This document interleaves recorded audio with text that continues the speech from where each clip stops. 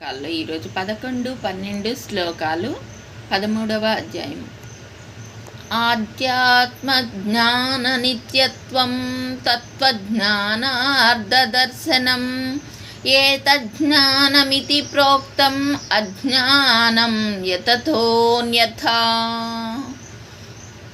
ఆత్మజ్ఞానమునందు స్థిరత్వము, తత్వజ్ఞానము కొరకు శాస్త్రావలోకనము, ఇది అంతయు జ్ఞానమని చెప్పబడినది. దీనికంటేను అన్యమైనదంతయు అజ్ఞానము. జ్ఞేయం యతత్ ప్రవక్ష్యామి యజ్ఞాత్వా అమృతమశ్నుతే అనాదిమత్పరం బ్రహ్మణ సత్తన్న సదుచ్యతే. తాత్పర్యము: దేనిని తెలుసుకొనుట వలన మోక్షము కలుగునో, ఏది ఆది లేని పరబ్రహ్మమో, దేనిని సత్తునిగాను అసత్తునిగాను చెప్పలేమో అట్టి జ్ఞానమును చెప్పుచున్నాను. సర్వే జనా సుఖినో భవంతు.